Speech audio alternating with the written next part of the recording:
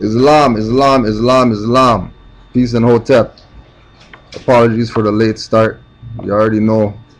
Got on got on a call with one of the brothers, and it was pretty intense. It's pretty intense. Um, where we at today? Today is April 23rd. Today's class is called K.I.S.S. Keep it simple, students. Right? Keep it simple, students. Noble Drew Ali came, right? First of all, honors to the Prophet Noble Drew Ali, honors to all the active Moors, honors to Allah for sending us a divine prophet born amongst ourselves to teach us the truth about our nationality and our birthrights. The bills for today, this Sunday, 1704 Eglinton Avenue West. We have, if you've seen the Moors, the Moor versus Police YouTube, right?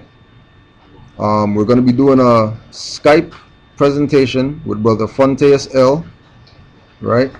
Brother Fonteas was the Moor in the Moors in YouTube, the Moors versus Police YouTube. So we're going to be doing a presentation with him. All right. That's going to be this Sunday, 4 p.m. at the Temple, 1704 Eglinton Avenue West. All right. Also, too, I want to send High Islam to Brother Jabbar. Brother Jabbar Gaines Ill, Grand Sheikh, for his presentation that he did last week Sunday, which was, mind opening and mind blowing as usual. You know how once it's active Moors, there's a certain protocol, and once that protocol is going on, right, everybody is gonna learn something. Everybody's gonna get themselves in order, right? So secondly, I want to send Islam to Brother Ramin Ali, whose son's birthday today, Brother Muhammad Abdul Nur Ali Shahid, and he passed away, right? So that young Moors with the ancestors now, but we want to send our support and love to Brother Ramin Ali for being a serious studier and being a strong supporter of Canaanland Moors, right? And I just want to put that on the record so the brother knows that, he has our support and he has our appreciation and our love. Also, we were speaking last week about, all the support that Canaanland Moors is getting from outside of Toronto, right? So again, we want to extend highest honors to the Moors in Canaanland that's been diligent, that's been coming to their temple meetings, that's been paying their dues, paying their part, bringing in water coolers, bringing in printers, buying ink, just putting in sinks and doing everything that you got to do to make sure that we have a space, right? So honors to the Canaanland Moors who's been holding it up, and as well honors to all the Moors outside of Canaanland who've been supporting and continue to support, because Noble Drew Ali made a statement that it's going to be unity that gets us out of this thing, right? It's going to be unity that gets us out. And Marcus Garvey made the statement about unity, and once we have unity, we have strength. If we take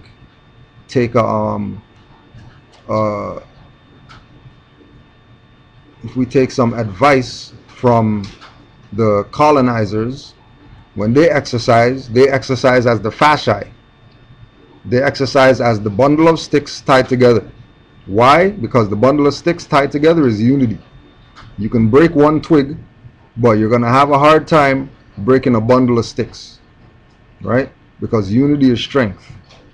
You could break a finger, but if you make a fist, it's harder for that person to break your finger, right? So we need to be diligent with regard to unity, right? We need to be very, very, very, especially active Moors, especially Moors who take the role of wanting to exercise their birthrights, right? It's important that we have unity, right? And remember, right, Noble Drew Ali told us by showing us the handshake that that's what the movement is about. It's about unity. So let's unite. As well, before I forget, want to give Islam to Brother Justice Bey. That's one of the European brothers in our temple who had court yesterday and got his charges dismissed, driving on a suspended license, right? Brother driving on a suspended license apparently, right? Got his ticket and all that stuff, went to the court, submitted his paperwork. When he submitted his paperwork, court didn't want to accept it. It's too late, and I don't know if we can take this or whatever. He stayed diligent, stayed on his square. They accepted the paperwork, went to court on Monday, went in, judge called intermission, prosecutor came, make a deal, let's make a deal, push the red button and all that. We'll throw out everything.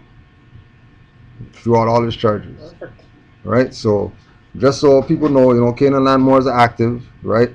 And I'm just putting it out there that he's European, but that's our brother. When he went back to Greece during the holidays, he went to Greece, went to visit Greece, and he was astonished at the how people looked at him differently than other Greeks because of where his mindset was at, and he has beard now and all that stuff, and he's trying to get himself correct, and it was recognized and acknowledged by his own people. Now mind you, he's getting fight bumped by some of his people too, because once you make that move, right, to stand up for Moorish birthrights, you're gonna get you're gonna get battles, right? Also, I just want to put this one on too. You're gonna go to rvbaypublications.com, right? You're gonna go rvbaypublications.com. I think under the driver's license fraud tab. When you go on the driver's license fraud tab, there's going to be a document there called Oath of Protection. So you're gonna download that, read it, study it, so you can have a perspective of what the obligations of Moors is and what the obligations of Moors are. Our job is to uplift fallen humanity. And the only way that we're going to uplift fallen humanity is if we do it. Can't expect anybody else to do it, because nobody else is going to do it. Everybody else in the world, they want to be a vampire to humanity.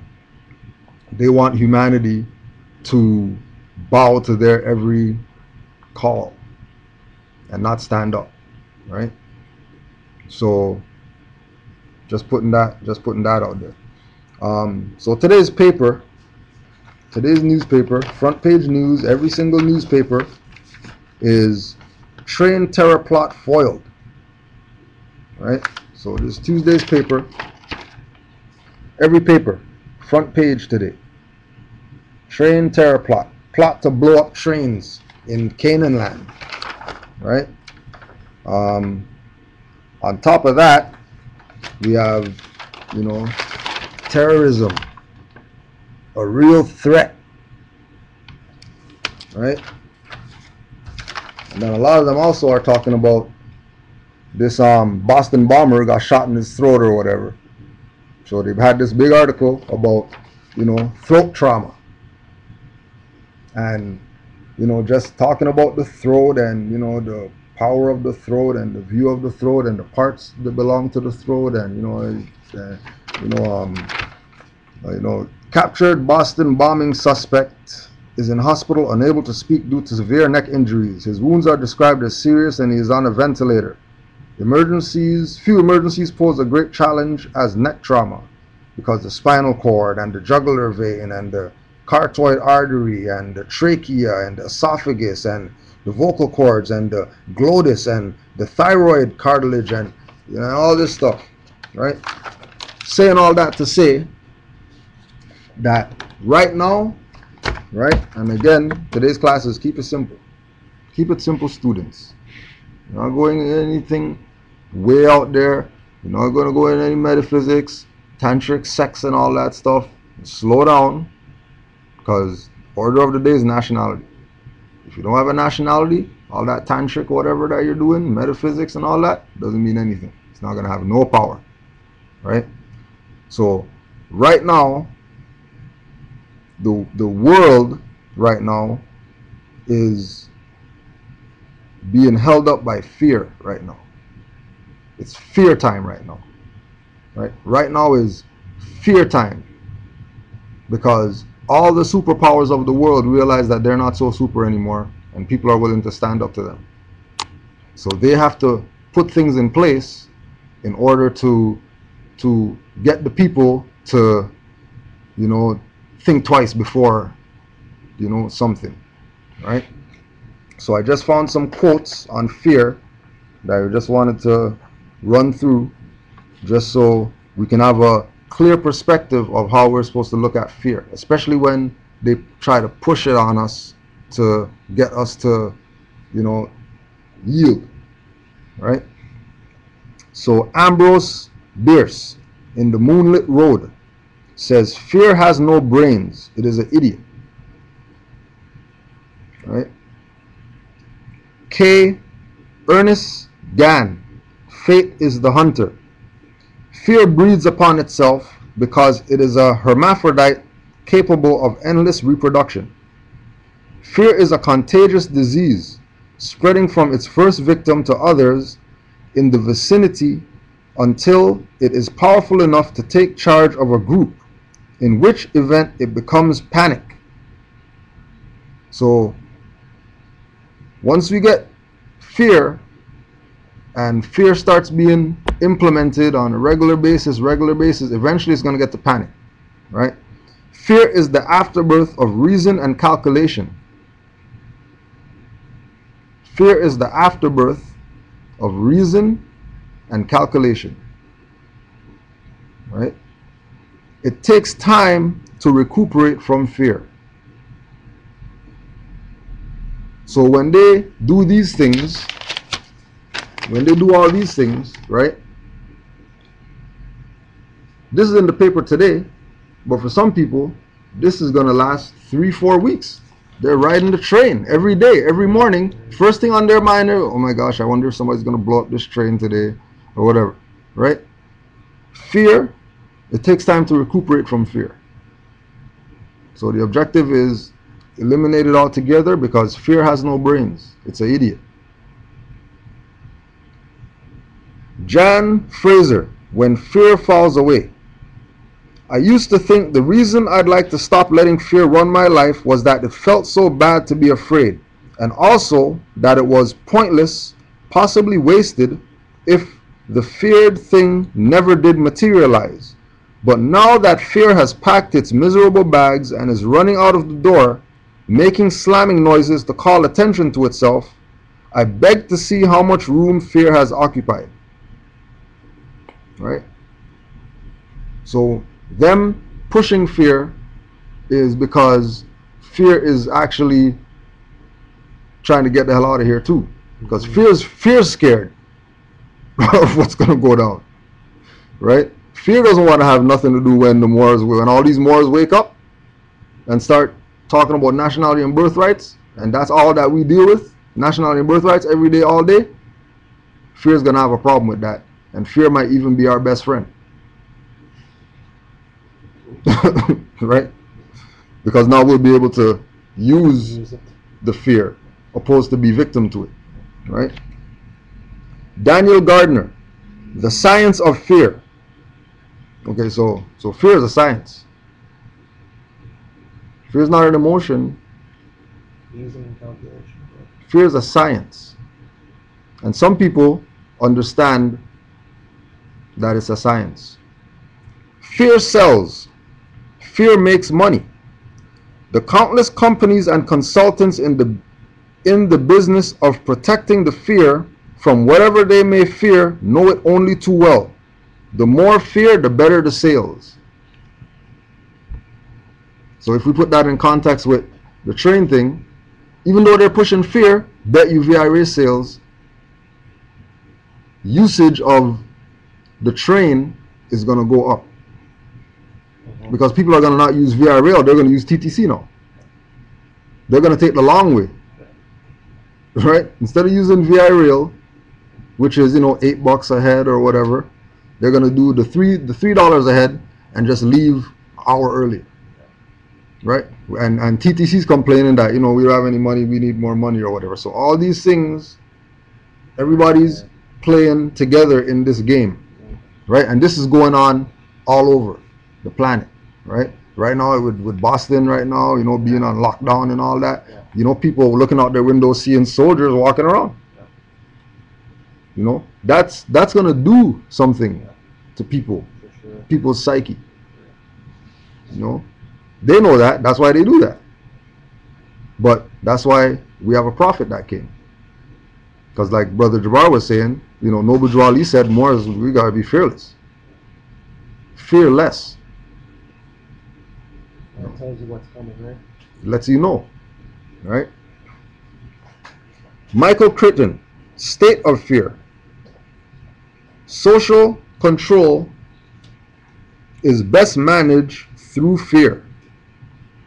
So control is best managed through fear. And majority of this stuff, people we already know. You know what I'm saying? It's not anything but, today's class is keep it simple, students. Right? Let's slow down and let's open up our peripherals, the eye peripherals, and let's open up our mind peripherals. And let's scan the full picture before we make decisions, right? Let's scan the full picture. Daniel Gardner again, The Science of Fear. Fear is a fantastic marketing tool, right? Same thing like he was talking about earlier, fear sells. Dean Koontz, big up Dean Koontz, amazing author. Fear Nothing is the name of the book, and the quote is, "To a predator, fear indicates weakness." Right? Now, Grand Sheikh Taj always talks about European being a vampire. Vampire is a predator. Right? Lurking in the shadows, lurking in the bottom of the church and all that, in the coffin, looking for necks. So he's a predator. And predators want people to be fearful. This is again why Noble Drew Ali said, be fearless. Right? Just like with Brother Justice, right? On Sunday, right? He was frazzled on Sunday because he was fearful of what they might do to him, because it's been a rocky road for him, right? It's been a rocky road for him. Standing up on nationality and birthrights, family attacking him, like his own family in the house he lives in attacking him. Want to call police on him and all that type of stuff. Like this for standing up on birthrights. He's not no criminal or nothing like that. He's not trying to use this to sell drugs, sell e-pills, nothing like that. He just heard some information, it resonated with him a certain way, and he said, okay, you know what, I'm sticking with this thing. Right? So predators love weakness. Predators want to see you, timid, right? Or if you use Noble Drew Ali's words, passive, right? That's why he said all Moors are active, because activity means you're fearless. Passivity means you're weak. And Moors that have information, Moors that know that they're not Negro, black, colored, we have to be out there letting people know this. That's just like Brother Tallahassee went to Milton on the weekend, right? And you know Tallahassee, he's going up there to school some people on nationality and birthrights. He goes up there to the barbershop, and there's a brother up there telling people about Taj. Milton. And nobody's hearing what he's saying. Oh, I don't know what this guy's saying or whatever. And then now Tallahassee walks in now and is backing up this guy. Right? And now people are like, how did that happen? What's going on? Yeah. You know what I mean? What's going on is that it's the age of information. And people are waking up at an alarming rate right now. Thanks for reminding me wrong water. People are waking up at an alarming rate right now. Right? Like they're waking up at a alarming rate right now. Right? So we have a obligation. Right? We have an obligation to make sure we get the information out, regardless of what is standing in our way. We have to be strong and determined, because if we look at it from the perspective that Noble Drew Ali came 1913, right? It's 2013 right now, and we're gonna go through some of the oral statements of the Prophet at the end today. But there's things that he said that's happening right now. There's things that he said in 1913 that's happening right now. That's why he made this statement.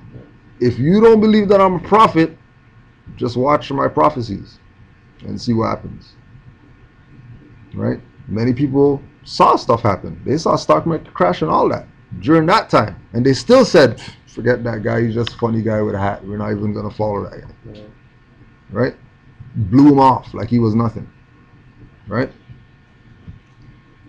Nathan Sharansky, fear no evil. When a man is afraid and accedes to fear, he will always find arguments to justify his own surrender. So fear puts you in the position to be compromised. Fear puts you in the position to not exercise. Right? That's why the first people that you see on the street is the guys with guns and badges, because that's a tactic that they're using to get you to surrender. As soon as you see them coming, you're already, oh my God, especially Negro, black, colored people, especially them. As soon as they see the guy with the badge, guns or whatever coming, everything changes up. Everybody's cleaning up their self, throw the spliff away, you know what I mean, to hide the bottle of juice or whatever. Yeah. Okay, all right, he's coming now. Let's, be cool. Let's see if he passes by. Oh, he's not gonna pass by. He's coming to ask you some questions. You look suspicious. We had a shooting over here, 500 miles from here. We had a shooting, and we're looking for suspects. Well, but we just been out here hanging out. You guys been smoking around here? Well, yeah, but it wasn't that much. Guy's a public servant. He's only a public servant. He's bonded. He's a public servant and he's bonded.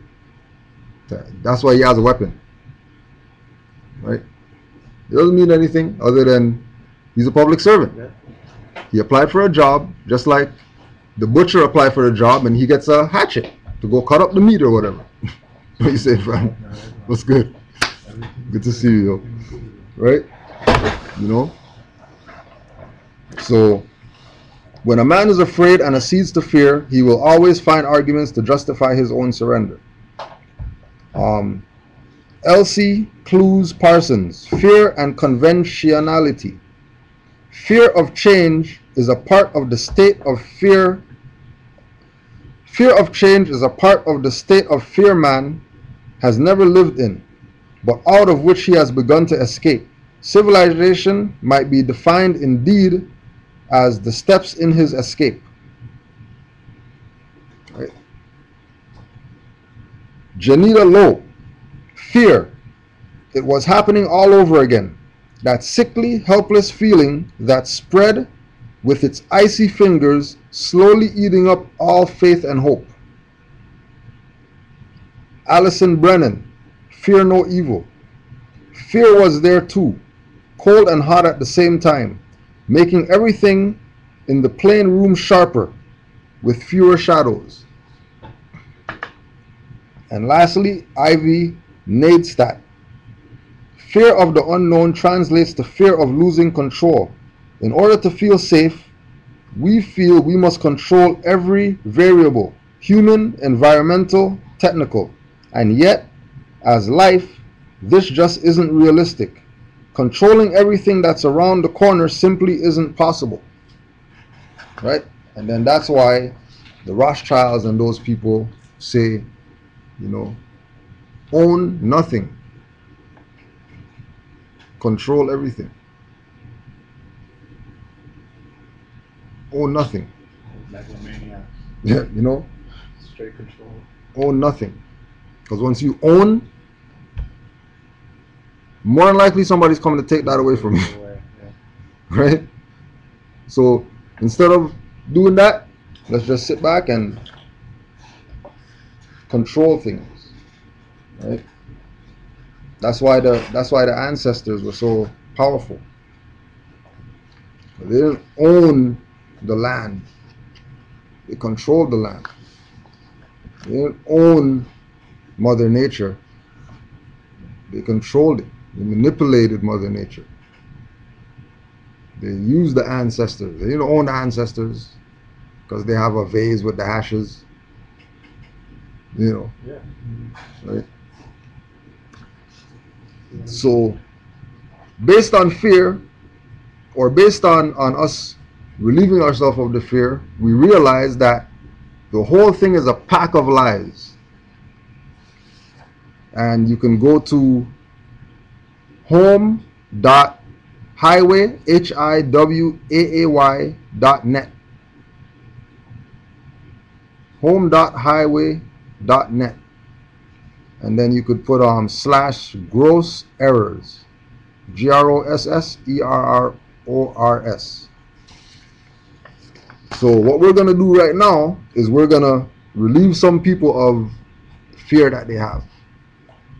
Just to show that, and again, going back to Noble Drew Ali and him making the statement that he's going to make the European tell the truth. So if you hear truth coming from Europeans, immediately in your mind, that's Noble Drew Ali did that. Mm-hmm. That's not European just, I just want to tell the truth because I'm tired of this or whatever. No. The Prophet is working from the soul plane and making these Europeans tell the truth. So here's some truth from some Europeans. The IRS is not a U.S. government agency. It is an agency of the IMF. IMF? Yeah. International Monetary Fund. And, for us here, we can put CRA instead of IRS. Canadian Revenue. Yeah, right? The IMF is an agency of the UN. That's Black's Law Dictionary, 6th edition. The US has not had a treasury since 1921. The US Treasury is now the IMF. The United States does not have any employees because there is no longer a United States. No more reorganization. After over 200 years of operating under bankruptcy, it's finally over. Executive Order 12803. Do not personate one of the creditors or shareholders, or you will go to prison.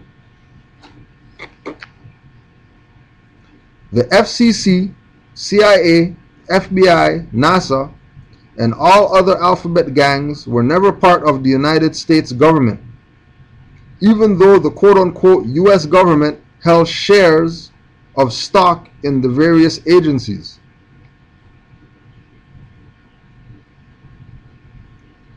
There are no judicial courts in America, and there has not been since 1789. Judges do not enforce statutes and codes. The Highway Traffic Act and Ontario Human Rights Code and So what are you enforcing? I don't. right, These sub laws. right, the sub, legalities? and then that goes back to what we were saying earlier with using fear. Fear breeds upon itself because it's a hermaphrodite capable of endless reproduction. Fear is a contagious disease, spreading from its first victim to others in the vicinity until it is powerful enough to take charge of a group, in which event it becomes panic. Fear is the afterbirth of reason and calculation. It takes time to recuperate from fear. Right? And this is everything what they're Since doing. the year 1789, 1789. and then There has been no judicial courts in America. Remember, and then keep in mind, Constitution is what, 1791. there, yeah, and then keep in mind, there are no judicial courts in America. Not in the U.S. government or the jurisdiction of the United States, in America. Right. So that's why Proper. Chile to Alaska, there's been no judicial courts since 1789. There have not been any judges in America since 1789. They have just been administrators. So the title of judge is just a falsification. They put Yeah, on people who are administrators. like I mean in America you would say yes, Your Honor. So that person that person's a regular person. Yes, Your Honor. Yeah, that's Your it. Honor. That's Judge. You would yeah. assume that person's a You judge. assume that person's Judge a judge. Judy. More Judge Right, Judy. right. It's not. Basically. You're just an administrator. Right. To a degree. Every judge is a Judge Judy. You're just administrator. That's all. Same lady that answers the phone. Right. That And presses enter. That and fax how- machine. and especially here. I'm not sure about South or whatever, but here, yes. if we go to Markham Court, Jane Finch Court, West by Weston there, you know, City Hall, whatever. Whatever. As soon as you go in, got a big plaque on the wall say administrative building. Right. Slick, eh? Slick. Slick. Right? Is this related to Treaty of Peace and Friendship at all? 1787? Right. This same time zone. Right. So, because keep in mind that when we do the timeline of, you know, Europeans coming over here, establishing themselves here, and then everything kind of falling apart, right? Remember that once we helped them create the Constitution and, you know, the articles and all that stuff, right? That means we were dissolved. Our position was, right, like from Continental Congress. Like once we made it to the Continental Congress, that means the Aboriginal indigenous leadership over here that was running here for thousands of years was on the decline. Right? Why was it on the decline? Because dirty people amongst our own people. Right? Because remember, early out, majority of the Europeans who came over here, they were trying to escape. Yeah. From Their own they were hero, escaping yeah. their own king. Yeah. They weren't coming over here to try to rape lands and kill buffaloes and kill Indians or whatever. Or it was, They were fleeing from where they were under abuse. You know? The only problem is that, you know, they got followed here. And then those guys are the ones that said, oh, the land of opportunity. You know what I mean? Because you guys got Every opportunity. Every opportunity, right? New York City is defined in the federal regulations as the United Nations. New York City. New York City is defined in the federal regulations as the United Nations. Rudolph Giuliani stated on C-SPAN that New York City was the capital of the world, and he was correct. Right? You own no property Slaves can't own property. Read the deed to your property that you think is yours. You are listed as a tenant. Yeah. Oh, and also too, going back to New York City is defined in the federal regulations as the United Nations. Rudolph Giuliani stated on C-SPAN that New York City was the capital of the world, and he was correct because New York City is the Empire State. And we already know the empire is the Moorish Empire, right? And New York is, the corporate capital, Mm-hmm. As far as money and right? business. But then Noble Drew Ali came and trumped that and said Chicago is going to be your Mecca, He straight told them. right? So Chicago's supposed to be on the come up. The most powerful court in America is not the United States Supreme Court, but the Supreme Court of Pennsylvania. These Europeans talking, huh? Why is that? Because that was one of the first states. Right. Pennsylvania was where a lot of the signings of stuff happened and whatever, right? So there's history in Pennsylvania. There's history to that state that we need to go check out. You can do your own research on what happened there, Pennsylvania. America is a British colony. As we know, the United States is a corporation, not a landmass, and it existed before the Revolutionary War, and the British troops did not leave until 1796. Britain is owned by the Vatican. Treaty of 1213. The Pope can abolish any law in the United States. And that's from Elements of Ecclesiastical Law, Volume 1, 53, 54. I guess that's the page. The Pope claims to own the entire planet through the laws of conquest and discovery. So you're gonna do your research on the laws of conquest and the doctrine of discovery. And that's papal bulls of 1455 and 1493. The Pope has ordered the genocide and enslavement of millions of people. And again, papal bulls 1455 to 1493. The Pope's laws are obligatory on everyone.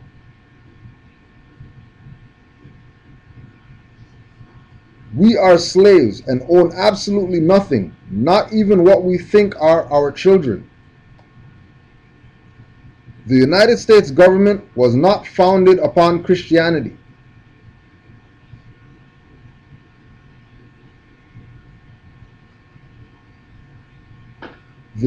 It is not the duty of the police to protect you. Their job is to protect the corporation and arrest code breakers. Everyone in the United States is for sale. Everything in the United States is for sale. Roads, bridges, schools, hospitals, water, prisons, airports, etc. I wonder who bought Klamath Lake. Klamath Lake. Did anyone take time to check? Executive Order 12803. We are human capital. Executive Order 13037. The UN has financed the operations of the United States government for over 50 years and now owns every man, woman, and child in America. The UN also holds all of the land in America in fee simple. The good news is we don't have to fulfill our fictitious obligations. You can discharge a fictitious obligation with another's fictitious obligation.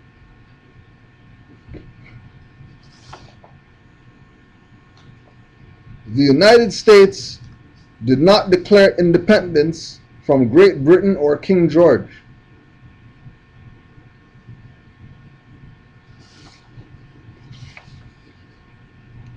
The Depression and World War II were a total farce.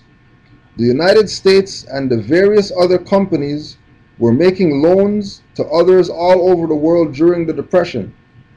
The building of Germany's infrastructure in the 1930s, including the railroads, was financed by the United States. That way, those who called themselves kings, prime ministers, and Führer, etc., could sit back and play a game of chess using real people. Think of all the Americans, Germans, etc., who gave their lives thinking they were defending their countries, which didn't even exist. The millions of innocent people who died for nothing. Isn't it obvious why Switzerland is never involved in these fiascos? That is where the Bank of International Settlements is located. Wars are manufactured to keep your eye off the ball. You have to have an enemy to keep the illusion of government in place. Guess who owns the UN? And again, that's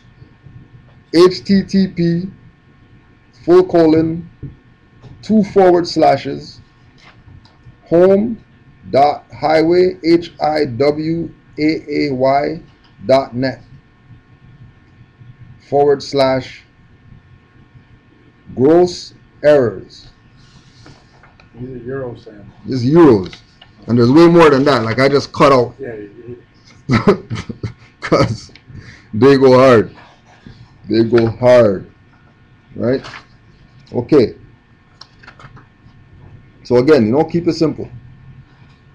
Right? Just Noble Drew Ali said study. So that's what we should be doing. Yeah. Studying.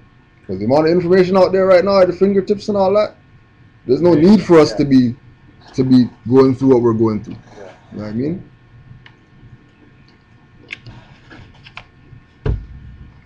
So last night, I was just online, studying, and found this, what's those things called where people could go, they can make comments and whatever. Blogs or whatever, right? Oh. Right? So there's this blog, there was this guy, Black Energy, right? So this is what Black Energy had to say. The Moors, right? So you already know. Black Energy. The Moors always come up with weird teachings. They say the Egyptians were called Moor. Everybody was called Moor. I'm saying Moor does mean black. So according to its meaning, we could be called Moors. But I don't call myself a Moor, and Sumerians, Egyptians, and other black tribes never called themselves Moors at all. We should ask who was the first to use the word Moor as a word. Who made that name up? They say they don't call themselves black because black means death, but white means purity. Purity means God, and God is ruler of the land. So white God rules the land, and black is death. Then Noble Drew Ali goes on to say that the angels of Mecca have olive skin. When you research olive skin, the skin color is white. So the angels of Mecca are white people. This is what you call wordplay. Black is sacred. This is why the Kaaba is covered in a black sheet with gold writing over it. Noble Drew Ali is building off the white man's reverse science, and as a prophet, he should be way smarter than that.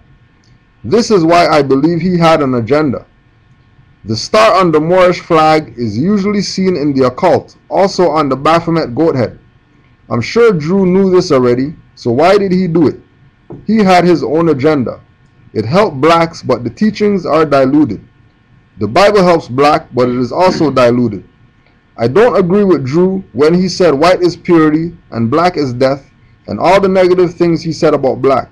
I could understand if he was saying the color white is purity and also says the same for black. But he added on to say white is purity, purity is God, and God is ruler of the land. So he is basically saying God is white. That is what he said. The color white cannot be the ruler of the land. A ruler is a man. And the man he is referring, and this man he referring to is a man. So wouldn't it be safe to say when he speaks on the color black, he is also doing the same? So the issue, and again, we're going to keep it simple, right?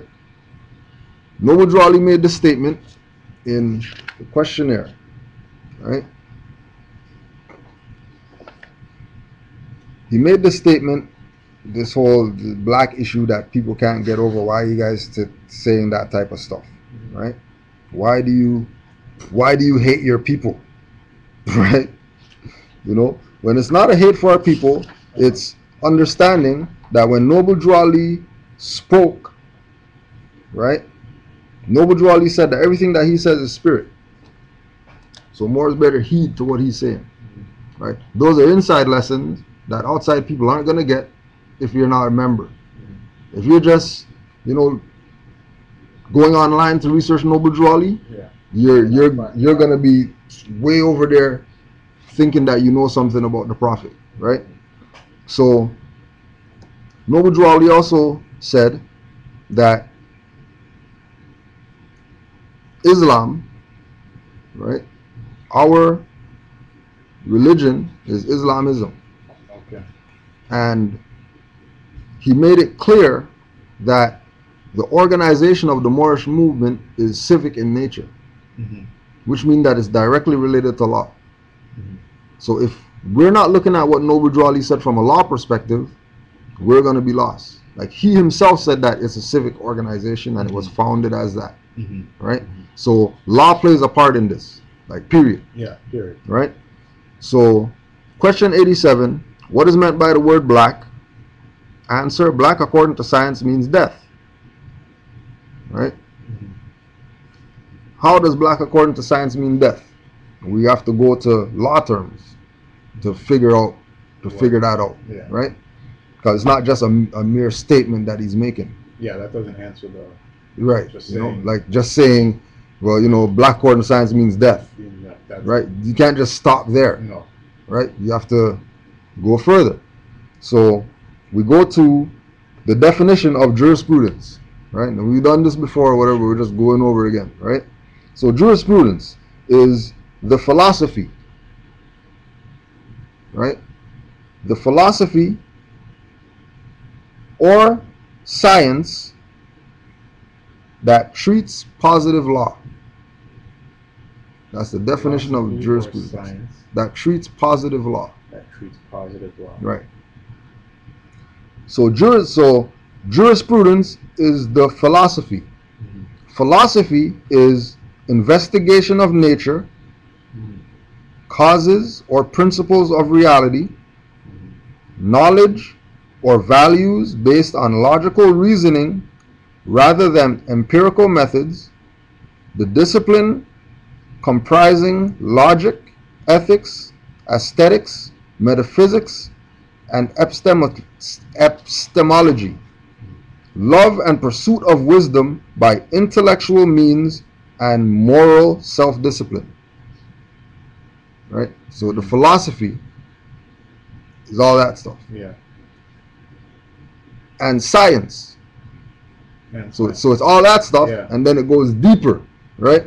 So the science part of jurisprudence is the observation, identification, description, experimental investigation, and theoretical explanation of phenomena, an activity that appears to require study and method, knowledge, especially that gained through experience, the systematic study of the nature and behavior of the material and physical universe, based on observation, experiment, and measurement, and the formulation of laws to describe these facts in general terms.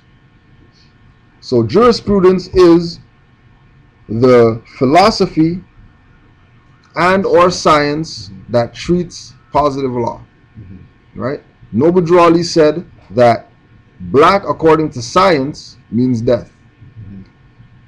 Jurisprudence is the philosophy and the science that treats positive law.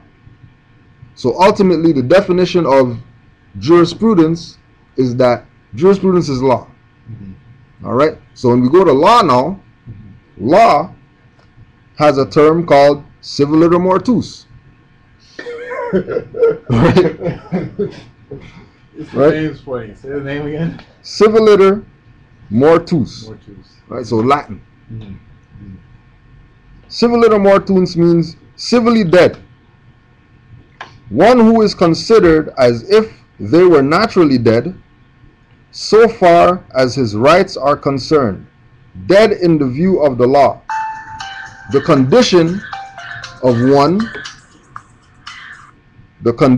one who has lost his civil rights and capacities and is accounted dead in law. Legally. Lawfully. Right? So Noble Drew Ali saying black according to science means death means, in a broader perspective, that if you identify yourself as a black person, you're saying that you're civilly dead. Mortuus. So black dead. according to science, which is jurisprudence, means death. And then you put a period there. But we don't understand. And that's why we don't call ourselves black people. Yeah. It's nothing against our people. But But I don't want to call from a law perspective, me as an individual, I don't want to identify myself as a dead person. As a dead person. Yeah. And if you identify yourself as a dead person, that means that you are considered as if you were naturally dead. The moment you say that. So far as rights are concerned. So as far as rights are concerned, like, you don't have any if you say that you're a black person. Yeah. It's actually, and how old is this legal document? Like, this is ancient. Yeah. These are ancient laws. This is ancient. It's not like we just made this up. America didn't make it up 200 years ago. Right. Because it comes out of, all law comes out of common law. And then common law comes out of common sense. And common sense will tell you, you look in the mirror, you're brown. Yeah. If you want to get down to... If you want to get down to, are we black or are we whatever? Okay, so if we're brown, then that means we're not black people. If you want to just categorize by color. Simple as that. Yeah, that's simple. Right? No, we're not talking about what did Kemet mean and what did Ethiopia mean and what does Moor mean. You don't have to get that deep. The blackness of the womb where people come from is, so that means we're black, and the universe is black, so that means we're black people. Like, we're not even going there. We're saying is look in the mirror, and let's say you look in the mirror and you happen to be so dark that you look black. I bet you have a nationality, and you're still not going to call yourself a black person. Yeah, there you go. Fair enough. So, black, I'm the color black. So now Noble Drew Ali made another statement. What is the purpose of the Moorish Science Temple?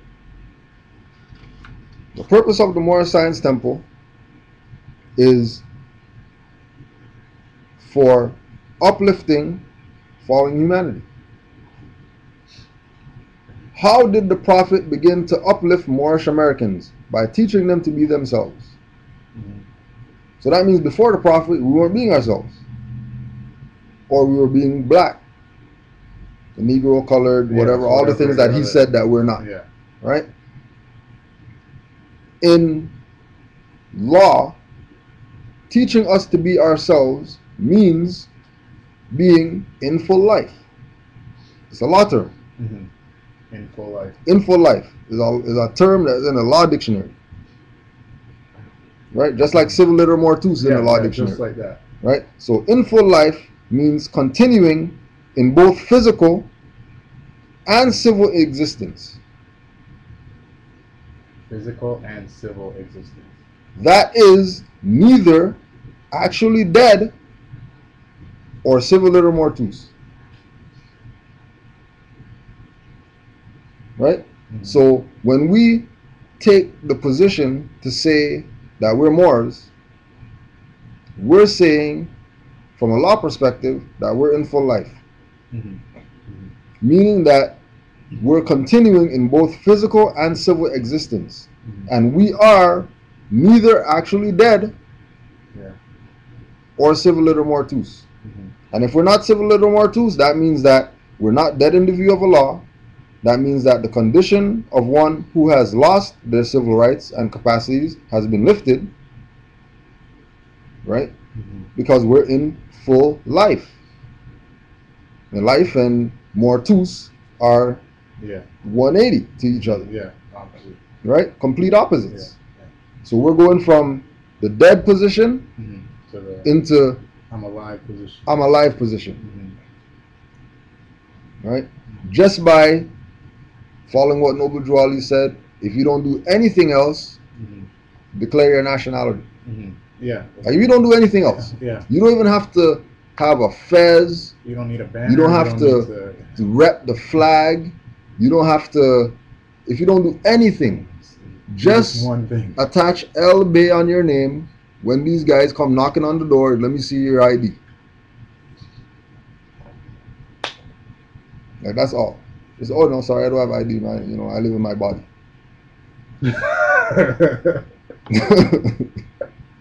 What do you mean? I live in my body. What do you mean you want ID from me? Yeah. I'm not this. But if you want me to be this, well, then I'm Kudradwell. Mm. Right? I'm El Bay. Period. All right, cool. Why? Because all those, this is what Brother Jabbar wrote down, and I went to do the research on it. Oath of enlistment. So when you go to in military, army, navy, whatever, Join the you have police, fire, police, whatever. Okay, you have an oath, right? Okay, so the oath of enlistment for people who's going in the army or whatever. Same people who are going to be knocking on your door because martial law is kicked off now. They're looking for people to put in the FEMA coffins and to put in the FEMA prisons and whatever. This is their oath, right? I, whoever your name is, do solemnly swear or affirm that I will support and defend the Constitution against all enemies, foreign and domestic, that I will bear true faith and allegiance to the same, and I will obey the orders of the President of the United States and the orders of the officers appointed over me according to the regulations and the Uniform Code of Military Justice. So help me God. So everybody has oath to the Constitution. Barack has oath. President has oath to the Constitution. Get in the White House, you gotta say the oath. All the military people have oath to the Constitution. For sure. And if they have an oath to the Constitution, that means they have allegiance to national and international law. And international law says everybody has a right to a nationality. And from an international law perspective, since everybody has a right to a nationality, that means they're backing up what Noble Drew Ali said in 1913. That declare your nationality if you don't do anything else. Because nobody can deprive you of having a nationality. Nobody can go ask Brother Justice, who just went to court the other day, European, with Moorish paperwork, and got his stuff dismissed. Really? Driving under suspension. So it's real. It's not a joke. A joke, right? If you want to go to moorishcivalletter.net, you go to the flyer, plug the master teacher. moorishcivalletter.net. There's his number, Brother Abdullah LB, right? Brother Abdullah LB made a trip to Chicago in, I think, 2004, 2005, right? No passport, nationality card. Oh, really? Got on a plane. In 2000, with a nationality card. That. After 9/11, he went on a plane with no passport.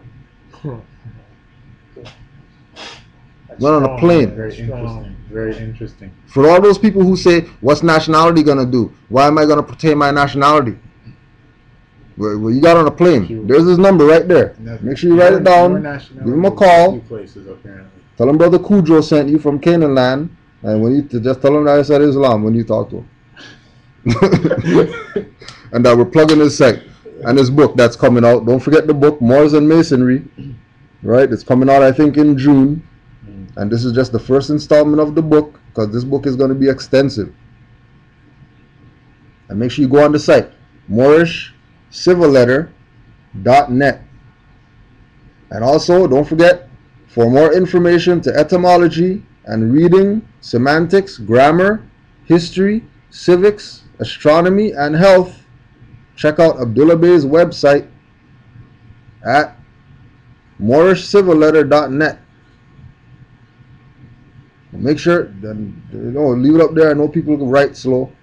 215-300-5471. And ask him if you got on a plane with a nationality card, no passport. For people who think nationality is no, oh, I don't want to do that, that's stupid. I don't want to proclaim my nationality because I don't want to wear a funny hat. Cool, if you don't want to, you don't have to. Nobody really made the statement. Declare your nationality. Right? If we go to, so you made two statements. One statement you made was, if you don't do anything, declare your nationality. Next statement he made is Act 6 in the Divine Constitution and Bylaws, with us all members must proclaim their nationality. Right? So that's the protocol. Yeah. You're not going to get any benefits, no handouts in this, if you don't have a nationality. You're not going to get respected by anybody if you don't have a nationality. And it's not just him saying it about himself. Exactly. Not saying, I will not respect you if you don't do this. He's saying the world. The universe ain't going to pay attention to you. Oh, you just say you're a black person. So that's a higher level, right? So not only just the national, international community, but the universal community. The community outside of this atmosphere is not going to recognize you if you don't have a nationality. And he made the statement, if you don't do anything else, declare. Okay, what's declare mean? Declare.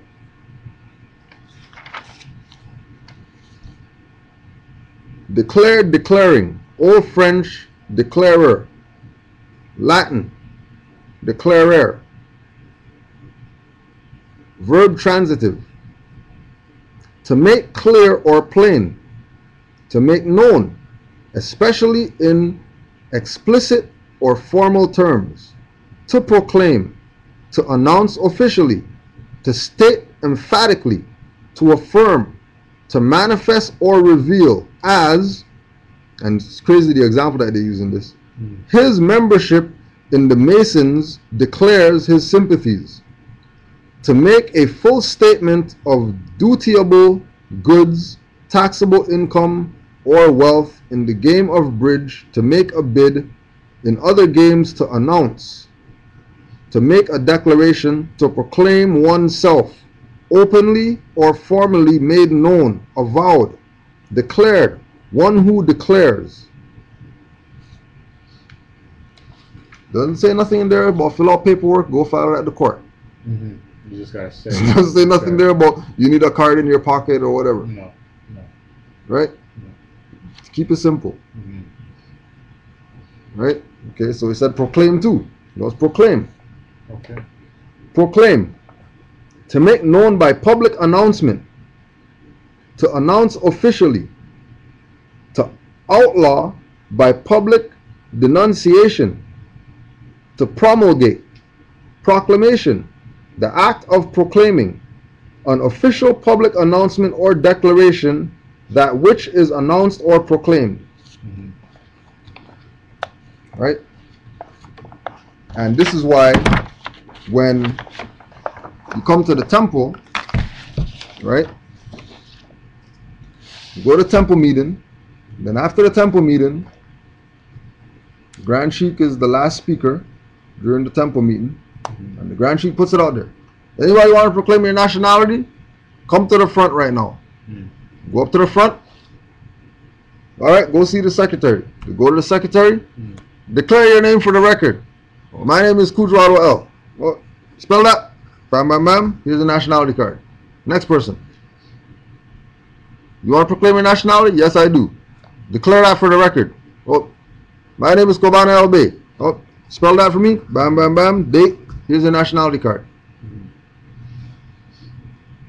And then that's what it is. That's what it is. Yeah. But what happened is that people realized that, hold on a second. If I say 3,500 to do that, and I add some papers, like a stack of papers like this, then I say that I have to print this out, and then we're gonna put the stamp on it, and we're gonna put a little ribbon on here or whatever. Now we can say 3,500 for this. Yeah, and that's what it gets down to, right? Vampiring. Yeah, you're really trying to suck the energy. Suck the energy. Out of people. Yeah. Right. Yeah. That's good. You learned something I said the other day. What was that? No, when I was asking about that same concept there. Oh, okay. Within the temple, and somehow I'd forgotten that we've done this a couple times before. Yeah. The same scenario. Okay. It was unnecessary. right. Here I am. Right. Class, right. Right. So, I hope everybody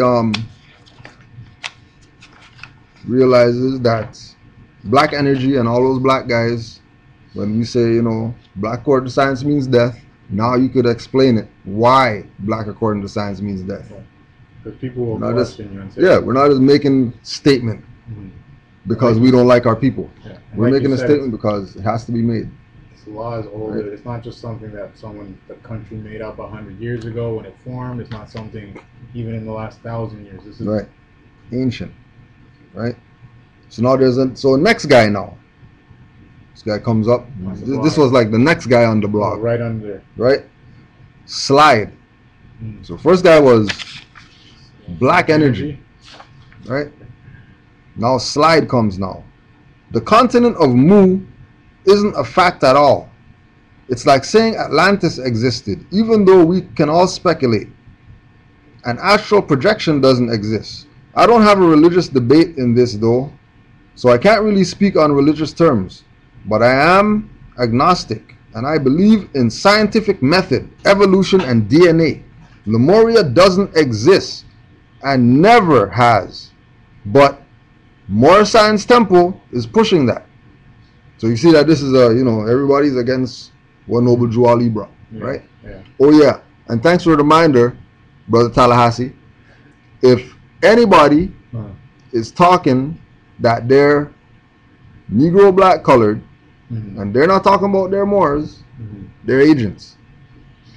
They might not be suit and tie FBI, CIA agents, but they're agents. Are they even conscious or subconscious agents? Like they don't even know. They don't even know. Are they direct, indirect agents? I don't know, but they're agents. So be mindful of people who play Negro black colored, because once you get into that game, you're saying that you're civilly dead. Yeah.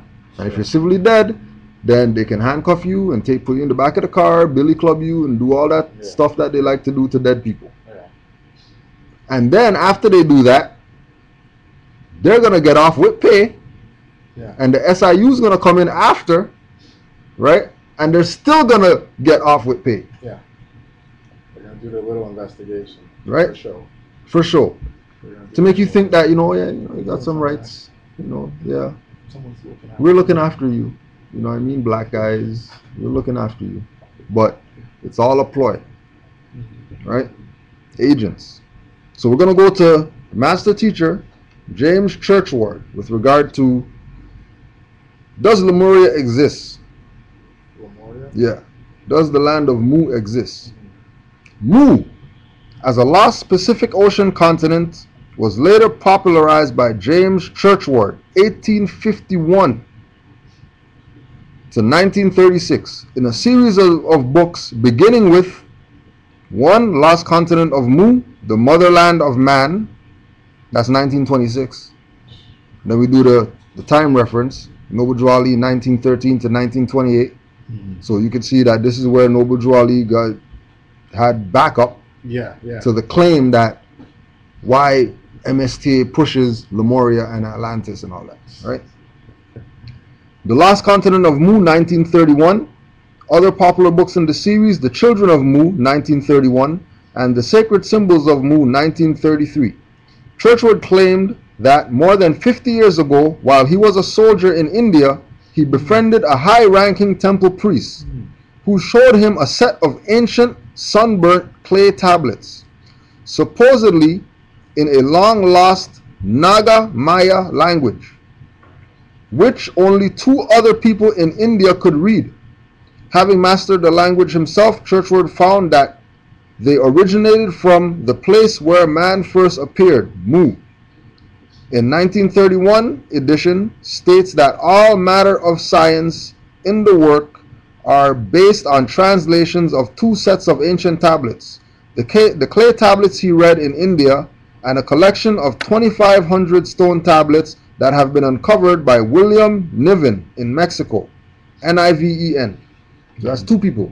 So we have Churchward, James Churchward, and then we have William Niven, Niven. 2 separate guys. 2 separate people. Verifying. Separate places. Yeah, 2 separate places. India and Mexico. Right? That's 2 different. 2 different jurisdictions. Churchward gave a vivid description of Mu as the home of an advanced civilization, the Nakal, Naacal, which flourished between 50,000 and 12,000 years ago. Right? Between 50,000 and 12,000 years ago. Okay. Now we go to Noble Drew Ali, and then Noble Drew Ali in the questionnaire, question 21, how old is your flag? It is over 10,000 years old. Drew Ali's flag. Yeah, It's right. over The 10,000, yes. red flag with the green star. Yes, yes. Right? Yeah. But that's the 101 questionnaire. There's also a 102 questionnaire. Okay. So the 102 questionnaire says, how old is your flag? 50,000 years old. So if we take 10,000 years old and 50,000 years old, we have 60,000 years old that this flag's been in this land, on this side. On this side. Right? And then we have Churchward saying that the Nakal flourished between 50,000 12. and 12,000 years ago. Mhm. They were superior in many respects to our own. At the time of its demise, about 12,000 years ago, Mu had 64 million inhabitants. 64 million inhabitants. Just to open up the mental periphery. Mhm. Because they all came over here on a slave ship, and then there's 64 million people on this side of the world, right? Churchward claimed that the landmass of Mu was located in the Pacific Ocean and stretched east, west from Marianas to Easter Island, and north-south from Hawaii to Mangia. Okay. He claimed that according to the creation myth he read in the Indian tablets, Mu had been lifted above sea level by the expansion of underground volcanic gases. Eventually, Mu was completely obliterated in almost a single night. After a series of earthquakes and volcanic eruptions, the broken land fell into the great abyss of fire and was covered by 50 million square miles of water. So hold on, I'm going to Noble Drew Ali again because, you know, that's the prophet. That trench is the deepest place on the earth. So, Marianas. yeah, Marianas. Yeah, For real. in the Pacific, yeah. So See the when Life we of Pi go, story? See the Life of Pi movie? Life of Pi, the kids on the boat, the ship's crossing the Marianas Trench. Bam, big storm hits the ship. Ship goes down. You're either in a lifeboat or you're done. Life of Pi ends up in a lifeboat.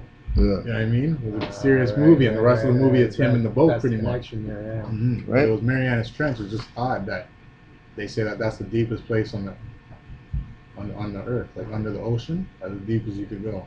all right. So, Noble Drew Ali says, now again, we're just going to go to Churchward again, right? Mu was completely obliterated in almost a single night after a series of earthquakes and volcanic eruptions. The broken land fell into the great abyss of fire and was covered by 50 million square miles of water. Noble Drew Ali in chapter 47 says that their dominion and inhabitation extended from northeast and southwest Africa across the great Atlantis even onto present North, South, Central America, and also Mexico and the Atlantis Islands before the great earthquake which caused the great Atlantic Ocean. Mhm. But Moo's talking about the Pacific Ocean. Yeah. So, Extension, yeah. so this means that when these earthquakes, these cataclysms happened, it caused The Atlantic Ocean. the Atlantic Ocean as well as the Pacific Ocean, right? And nobody's really verifying that. So Right. I'm assuming like the physical geography of this landmass is something. Oh, like just as you said it, Hawaii. we'll go to the Yeah. physical geography, right? It has to be something like Hawaii, where it's like volcanic forests. So I there's think so. the land masses. There's Moo, right? You can see Australia, Yep. right, Australia, over here, South America, right? Everything's there, Easter Island, right? Hawaii up there. Yeah, you're in that range. In that range, Very much so. right? And then right in this corner, right here, you can see Atlantis right here. So there were extra land masses. These land masses were in there. Right. These land masses were there before Whether the ours looked earthquakes. like whether ours looked like How it what looks. they look now. Right. Right.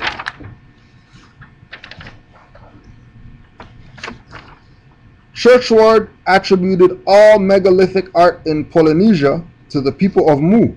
He claimed that the symbols of the sun are found depicted on stones of Polynesian ruins, such as the stone hats pukau on top of the giant Maui statues of Easter Island. Pukau are the hats or top knots formerly placed on top of some of Maui or Moe statues on Easter Island. They were all carved from very light red volcanic stone scoria, which was quarried from a single source in Punapau. Pakau are cylindrical in shape with a dent on the underside to fit on the head of the moray and boss or top or not on top. They fitted on the moray in such a way that the pakau protruded forwards. The size varies in proportion to the mouth. Cylindrical in shape. Oh, yeah, that's Right? with a knot on So the top. if you have a stone that looks like this, And you went and made a red hat. and you made a red hat So you went to get a red stone. you went to get a red volcanic stone to go make a hat to put on a stone, Tells you who you are. right? Right? And that these are around today still. Yeah, Easter Island, the big heads. Right, Are there. You yeah, can like go and they're see that there easy. still. The joke is the Easter Island photos they show you are just the ones with the big head, and they don't often show you The ones with these ones with right. the hat on. Right. Right? Just so you know that it's real. 50,000 years ago, Yeah. right? 64 million people were in fezzes Yeah, on that continent. on that landmass. On that landmass. 64 million people with fezzes on, right? Right? And like brother's saying, these are the ones that they're not going to show you. Yeah, when you you'd go have look to go for to them. the island You have to- and walk around yourself. Right. You'd have to go These there are the ones that they're and going to walk show you around on yourself. National Geographic. No. They're only going to show you the ones without the fezzes on. And Geographic has this picture. Yeah. They have And that. clearly, this is a fez, that the stone fez, right? Clearly, it's a fez, right? Right? Clearly, fezzes, right? For the fez haters, right? The Salcom, also known as Onawo or Ona people, are the indigenous people in the Patagonian region of Argentina and Chile, including the Tierra del Fuego Islands. While the Salcom are closely associated with habitation of the northeastern area of Tierra del Fuego, their early origins likely from the mainland, whence they departed by canoe across the Strait of Magellan. Their territory in early Holocene likely range as far as Cerro Toro in Chile, right? Okay. And Chile's right across the way from Easter Island. Yes, yes, yes, yes. Okay, and then here's these guys with animal fur feathers on. So you have these people with animal fur feathers on. You have these statues with stone feathers on. Yeah. Right? Everyone's wearing a fez. All right. Everybody's wearing The hat. feathers, Everyone has the hat. The Okay. headgear going on. right? This picture didn't come out too good, but there's some more of them, right? Whole crew of them. Everybody got their fez on, looking like some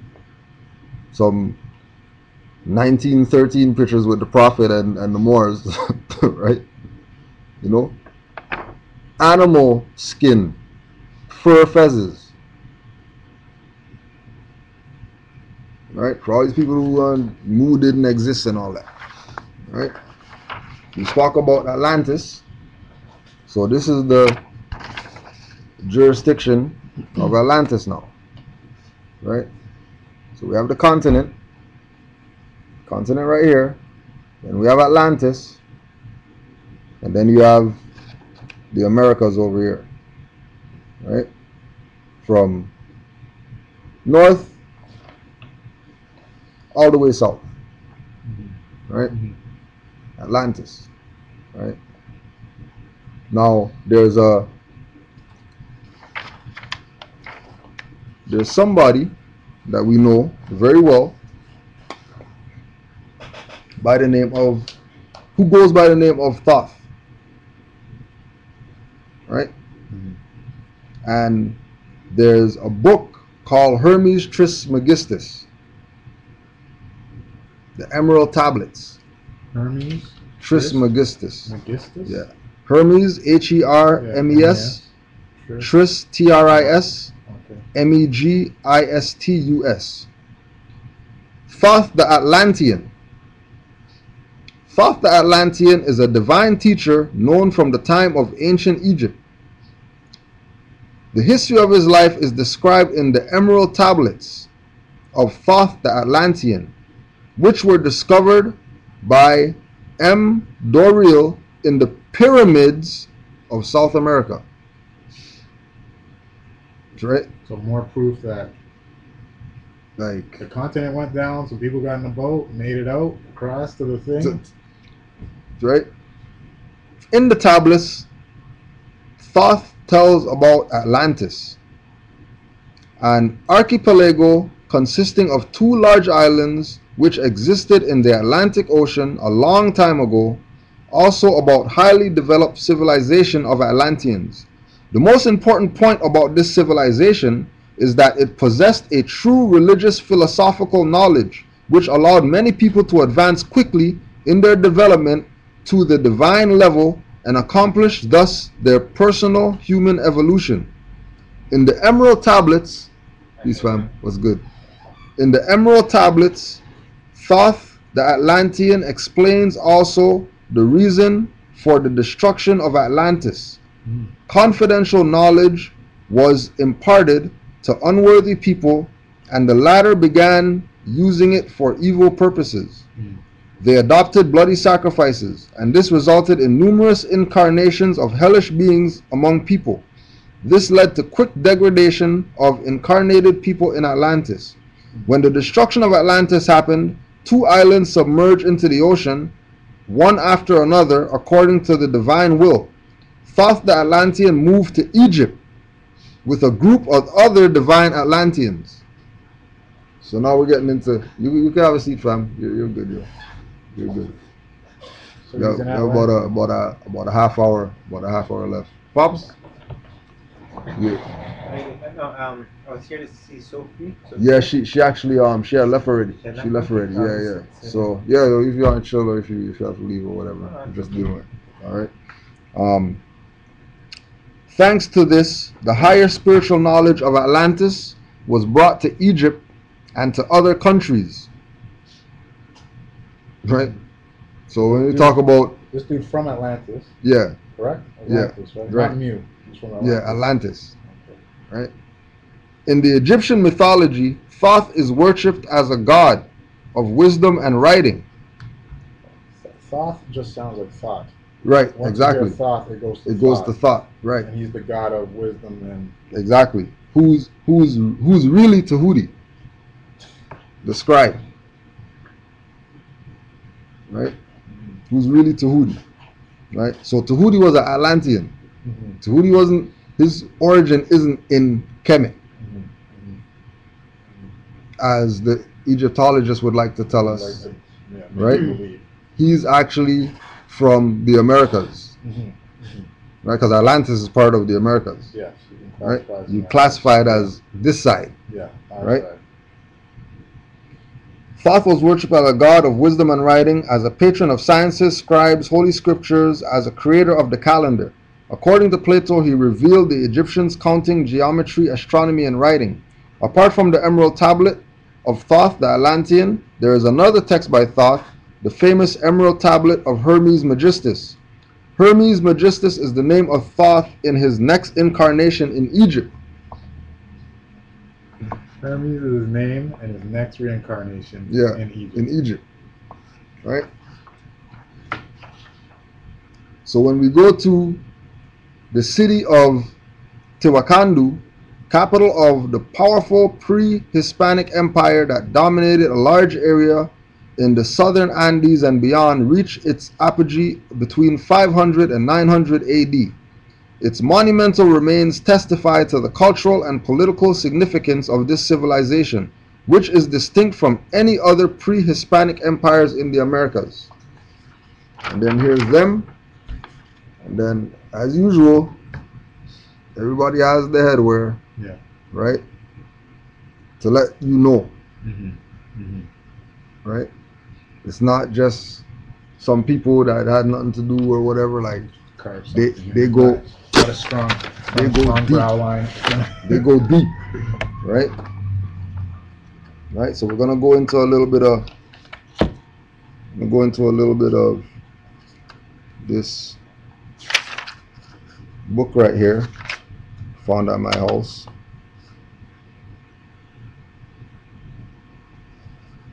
This is Stellar Theology and Masonic Astronomy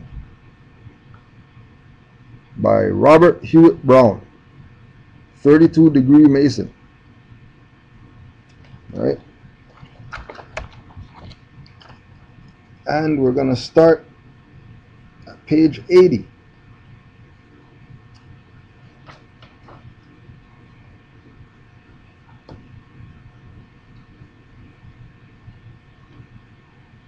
The points, the same result would also take place when the sun returned from the summer solstice and reached the autumnal equinox. This is illustrated by figure 3. The points marked A and B are those where the sun rises at the summer and winter solstice. It is thus apparent that the porch or front of the temple from its position and construction might be used as a perpetual almanac, as the return of the sun is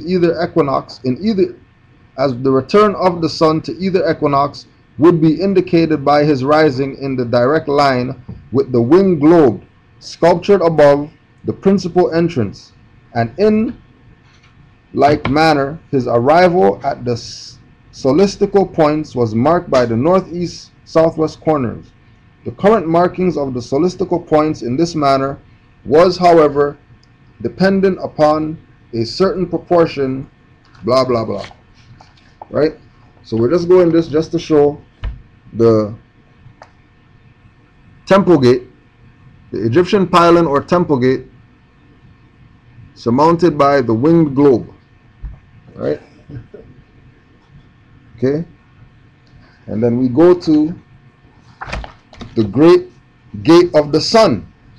Is a megalithic solid stone archway constructed by the ancient Tiwakanu culture of Bolivia.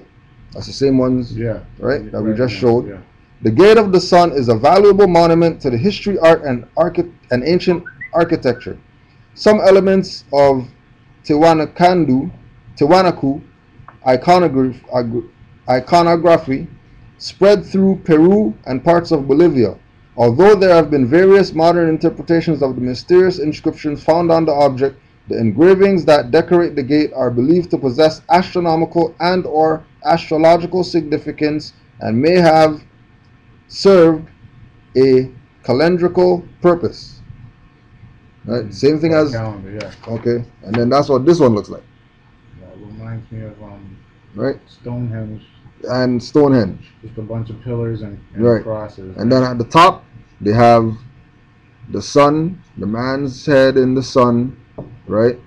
Just the like rays coming over. just like in Egypt, right? With the wing disc, right? To show that there is a connection between the Americas Mhm. and Kemet, or quote unquote Africa, Mhm. right? That people want to say there's no connection. Some people are from over there, some people are from over here. When if you put Atlantis there, you have one landmass that you can cross from here To right across to into where- Kemet, Mhm. right? So when they talk about, well, we wonder how they brought all those stuff over here, and you know what I mean, what type of boats did they have that they're carrying all these stones across the Atlantic Ocean? There was no Atlantic Ocean those At times, this point in time. right? At this point in time, you're talking about direct landmass, right, that they were crossing, right? Now, on top of the aspect of the sun disk, we also have to add the eye of the providence, or the all-seeing eye, right? And we all know the all-seeing eye. You know, it's, you know, put the triangle and, you know, Yeah. Jehovah and all that, Yeah. right? The eye of providence, or all-seeing eye, is a symbol showing an eye often surrounded by rays of light or a glory and usually enclosed by a triangle. It is sometimes interpreted as representing the eye of God watching over humankind or divine providence. Imagery of an all-seeing eye can be traced back to Egyptian mythology and the Eye of Horus. Buddhist texts like the Mahaparinbana Sutta also refers to Buddha as the eye of the world. Right? Mhm. So Buddha had that the all-seeing, the all-seeing eye title as well, Yes. right? In medieval and Renaissance Europe iconography, the eye, often with the addition of an enclosed triangle, was an explicit image of the Christian Trinity. Right? Yes. 17th century depictions of the eye of the providence somehow show it surrounded by clouds or sunbursts. Right? No. I think there was something by. All right. The all-seeing eye. Whence originated the emblem of the all-seeing eye? In most of ancient languages of Asia, eye and sun are expressed by the same word. Right? Eye and sun are expressed by the same word. And the ancient Egyptians hieroglyphically represented their principal deity, the sun god Osiris, by the figure of an open eye, emblematic of the sun, by whose light we are all enabled to see, and which itself looked down from the midst of heaven and beholds all things. In like manner, Masons have emblematically represented the omniscience of the great architect of the universe. The foregoing is a copy of the Egyptian emblem of the Eye of Osiris, taken from an ancient monument and found both painted and sculptured on the yet remaining temple walls. Masonic signs. To what does the first sign of EAM allude? To the autumnal equinox, or place of darkness, and the sign Libra, which is found there, composed of two parallel lines. This sign teaches equality, because at the equinox the days and nights are equal. Equality is the first lesson which a Mason receives. The sign Libra also teaches us to weigh all things in the scales of reason. It is probable that the first sign of an EAM alludes to both equinoctial points. When the sun enters Libra, he takes the first step of the three leading to his overthrow at the winter solstice, and in the manner when he enters Aries at the vernal equinox, he takes the first step towards his exaltation and the summer solstice. Right? So everybody knows the science, right? Now again, from Pumapunku, also called Pumapunku or Pumapunku, is part of a large temple complex or monument group that is part of the Tiwacandu site near Tiwacandu, Bolivia.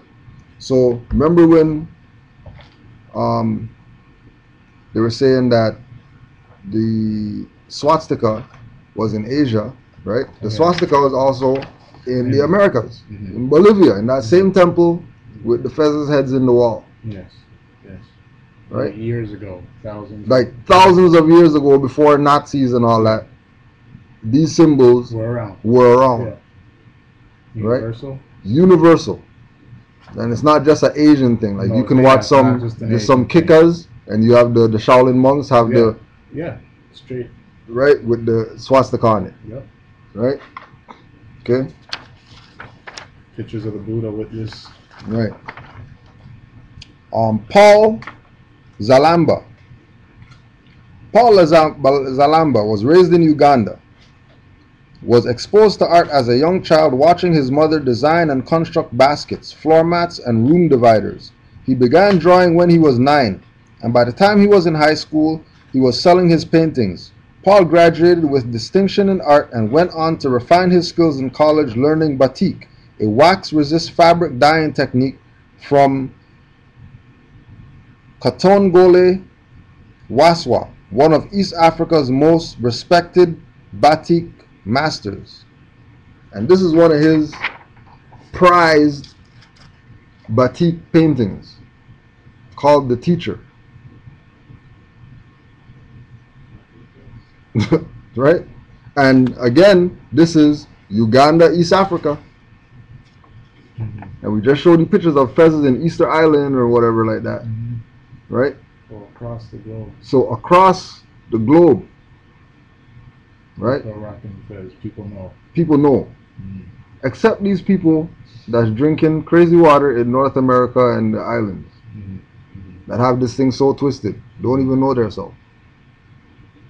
Because they want to get advanced, be in metaphysics and be in sexual tantric stuff. And they have no nationality. You can't tell them that we existed 50,000 years ago. Right? They don't want to hear that. Alfred de Dreux, a French historian and portrait painter, was born in Paris in 1810. He was the son of the architect Pierre-Anne de Dreux and nephew of P.J. de Dreux Dorsey. He studied under Leon Cogniet and painted animals as well as portraits. And here's one of his esteemed portraits. More rocking the fez on Right. Andalusian stallion. Right? And real regal. Real regal. He's not no slave. No. Right? No. A dark-skinned man on a horse with a fez on? Definitely not slave. No. Right? A big picture. Everybody knows what's up. Here's another one of his esteemed paintings. Right? And they have these listed as his esteemed, like these are the paintings that made him who he is. These are the paintings that sold for thousands and whatever. Popular. If you're in the art world, these are the ones that you want to have in your collection and those type of stuff. Right? Everybody knows what's up. Right? Angular momentum of Switzerland. Angular momentum of Switzerland. Manu propria. With my own hand. Manu propria. And then the law term opposite of in full life is in propria persona. Means in one's own proper person. Yeah. So the pro-life. Right? In one's own proper person. Manu propria with my own hand. Angular Momentum of Switzerland is a small independent one-man manufacturer based in Bern, the capital of Switzerland. In 2004, Angular Momentum was restructured with the vision to create and manufacture beautiful handmade timepieces made under inclusion of old technologies and traditional craft, with the premise that no single part is made by CNC machines, not depending to suppliers and and all working steps from K.I.S.S, making the artwork done with my own hands. Martin Pauly. So this is a watch now, Yeah. right? Yeah. Yeah. This is the watches that this guy's making by hand. You put them more on the. Look at that. Right? And it said it made in old techniques or something like Yeah. that. Made with old techniques. Nothing will be made. Nothing modern will be style. made by machines. And one man makes. That One whole man thing. makes this whole thing. Oh, but not only this, right? Mhm. This is the front piece. Mhm. You can switch the front pieces, and then you can put on some of these ones. So it's like Brothers Rock fronts. They switch up the Right? fronts. Yeah. Right. He's like, yo, why watch? Yo. Right. Change it Switch up the Monday, belt buckle Tuesday, and those. Wednesday. Yeah. Switch Right. up the belt buckle, yo. You switch up the face of the watch with Moors, Mm. watchmaker, Mm. Switzerland, And he put them on the watch. So and he's they're kinda- on the watch. Like it's not, like this is a watch front piece, right? It's heavy. Heavy, too heavy, right?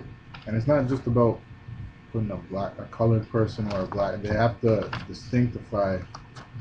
Exactly. Yeah. Not about just putting a yeah. colored person on it. Just put somebody on it because we just want to put somebody on it. They're being specific with how they're presenting the moon and the stars. these what people. it Yeah, is, like what the turban, the head wrap, the fez, like whatever you want. what else? What keep it simple, right? Now, we were talking about Continental Congress earlier, and if you do your research on the Bunker Hill flag, right? The Bunker Hill flag is a red flag with a white little square, a white canton, and then there's a tree, in the middle of a green tree in the canton, right? The green tree is called evergreen tree, Okay. right?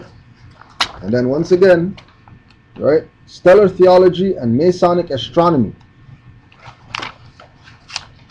The evergreen, right? The evergreen. The evergreen.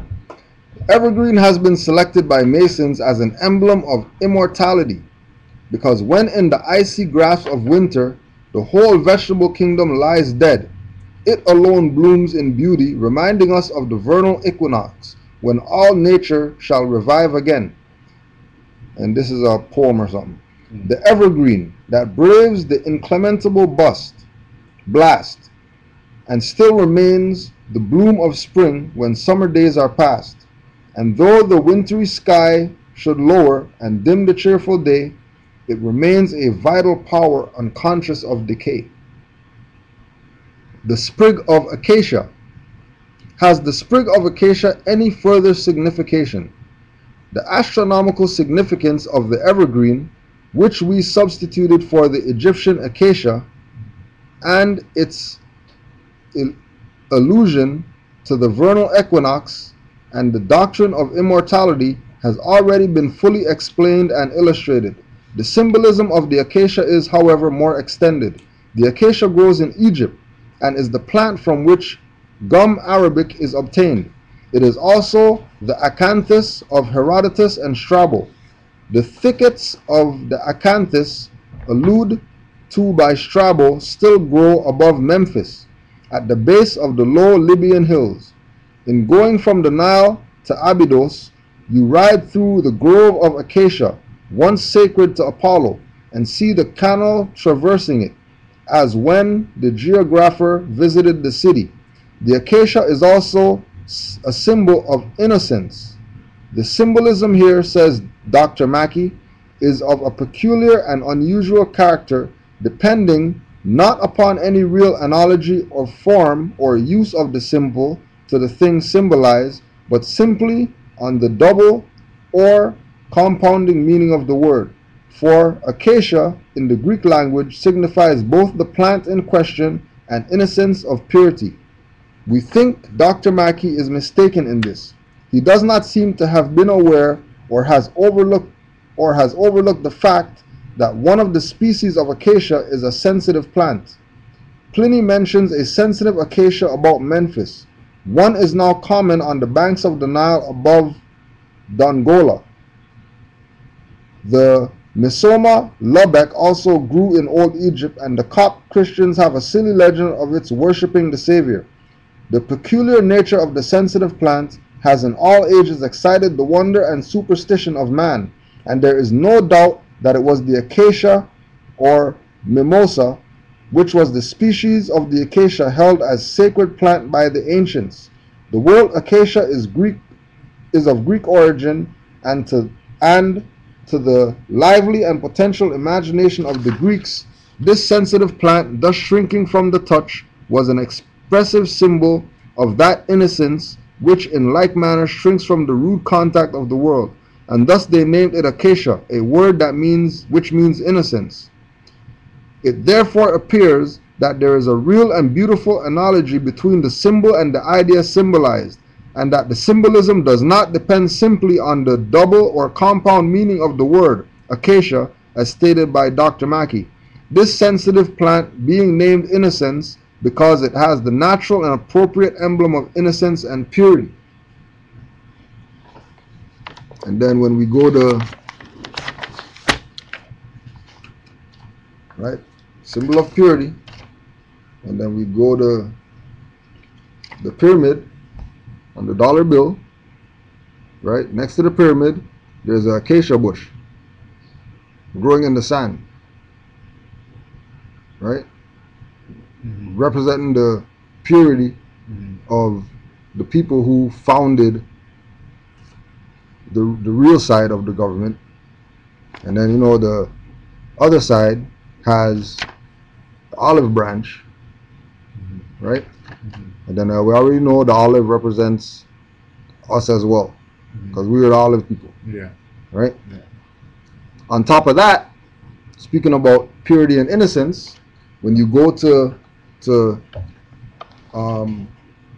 Mecca and you go to where Noble Drew Ali is buried, he's buried in the acacia lot. They're in Mecca. In Mecca, in Chicago, Burr Oak Cemetery, same place where Emmett Till's buried. Noble Drew Ali is buried in the acacia section of the cemetery, right? Which is a symbol of his purity and his innocence, right? You know, he was murdered. He didn't die from a violent way, from sick or whatever like that. They assassinated him. They got him out the way, right? And why they get him out of the way? Because he was a prophet. So let's go through some of the prophecies that we might see going on today, right? Drew Ali warnings and prophecies. For the various lynchings and murders that were committed in the South is going to have to pay off, and pay off in blood. If you have people in the South, get them out, because that's where the destruction is going to start. The times that have been won't be no more. Every word I speak is spirit to you, and Moors had better heed. Look around, and where you see people, one day wild animals will be roaming the streets. When the fire comes, I will be the water. What are all these Moors doing here? There are only going to be a handful saved. I can count them on my fingers, and have fingers left over. Don't endanger your life with a fool. One day they are going to tear down all the churches and take the bells and melt them down and make bullets to fight with. One day every wheel of industry is going to stop, and when they start up again, it will be in the Asiatics' favor. When destruction comes, I am going to leave enough fine buildings so my good Moors will be able to enjoy them.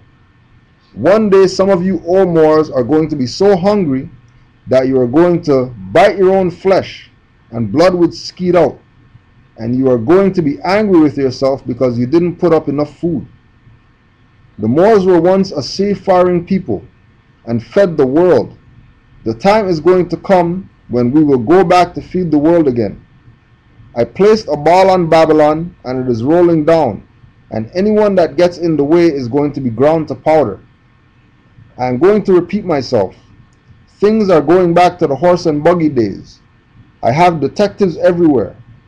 When I raise the floodgate, it's going to take 16 secretaries to write down the names. I was given a high name over there in Mecca, but you cannot use it over here. Be good, Moors, and I will hand it down to you. One day, blood is going to flow in the streets up to a horse's brow. One day, bombs are going to fall so that they won't miss a spot as wide as my shoe. You are going to need a basement to hide in.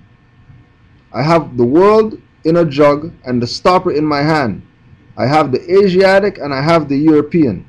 I have the silver and I have the gold. One day, people are going to be so hungry that the only way that they will be able to one day people are going to be so hungry that the only way that you will be able to turn them away will be at the point of a gun. I have mended the broken wires and have connected them with higher powers. There are going to be new Moors that are going to come in with their eyes wide open, seeing and knowing. They are going to take you, O Moors, seat you in the back and carry out my law. I can throw out a spirit that would make Moors want to fight, and then throw out another spirit that would bring them back to peace. The climate is going to change. The cold weather will be in the south and the warm weather will be in the north. That's going on right now. I brought you your nationality, your religion, and title to your vast estate. What do you want me to do? Kill you? I'm going to burn up sin, both root and branch. Money will be burnt in the streets, and we won't be able to buy much. And when I put my spirit in the streets, you won't be able to sell your car for 25 cents. Allah alone guides the destiny of this divine and national movement. The Moors once ruled the world. Now get ready to rule it again. But this time, it's going to be done under love, truth, peace, freedom, and justice. One day, all of the property is going back to the government.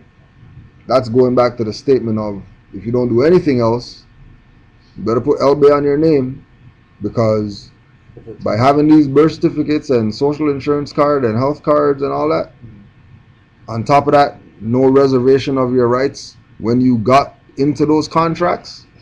When they say, well, you know, we're not doing payment for debts anymore, jail time, debtor's prison and stuff like that. Then what? Right? So people better pay attention to what's going on out there. I would like to save half of the people, but I'm going to try to save a fourth of the people. There is just going to be a handful saved. I can count them on my fingers and have fingers left over. Before the end of time, I am going to lower down the evil spirits and let them incarnate. If someone assaults you, flee from him. If you cannot flee from him, turn around and drop the world on him. We are going to be taxed to death. If you are not careful, your own brothers will try to put you in slavery. At the end of time, those that will be in the apparatus will be able to look down on the earth, see people that you know fleeing for their life. You are going to be saved, but in a conflict that cannot be told in words. I could tell you some things that would turn your brain to water. I am going to save you all if I have to kill you all. If I cannot teach you here, I will teach you on the soul plane. I have come and taken away all the excuses. If you don't leave here with me right this time, you won't make it back here in human form. Atlantis is going to rise again. Drew Ali warns Moorish men and women. One day, women are going to be chasing men like a hound running a rabbit. The Holy Prophet told the Moors to try to live close together. The Moors are the offspring of kings and queens. The third and fourth generation will see the good of my work. One day, there are going to be so few people that they will see an old Moor, you will run up to him and kiss him on top of the head. There will be so few men that a child will go to the store and return home and tell his mother, "Mother, I saw a man." That's even going on right now, with all these brothers going up in these prisons or whatever, right? Dying Just getting shot up for nothing, right? Those times are coming. Death, jail, army, right? One day you are going to look out into the street, and the streets are going to be filled with men with turbans and fezzes, and the highways are going to be blocked. The Moors are a dangerous people. I am not going to wake you all up at once. If I do, I won't be able to do anything with you myself. Money does not make the man, and clothes do not make the man. It is character and free national standards that make the man. If you try to tell what a man is by looking at him, you are burnt up from the start. If your brother wants something, give it to him so that he won't sin. One day there are going to be so many men, a man is going to have to run for his life. One day there's going to be so many women, a man is going to have to run for his wife. If you have a wife and she does not belong to the temple, instead of giving her one apple, give her two. Don't put the European on your brother. If your brother does something wrong to you, don't call him nigger, call him dirty Moor. Use kind words towards your wife. Cats are evil spirits, and if you knew what a black cat was, you would not want one around. Don't keep dogs in your house, because if you inhale one of its hairs, it could cut your throat. I am not going to wake up all the Asiatics at once because they may tear up something. If my own mother is not right, I'm not going to let her get by. Pray that you don't have to make your flight in the wintertime. If you put your hand on the gospel plow and turn it loose, it would be better if you never took hold. You can walk down the street by yourself now, but one day you won't be able to do that. One day you will see a $20 bill in the street and would not bend over to pick it up. The Moor's watchdog is not a dog but an elephant. I have come for the children and the unborn generations. The only one that works all the time is a coolie. Brothers,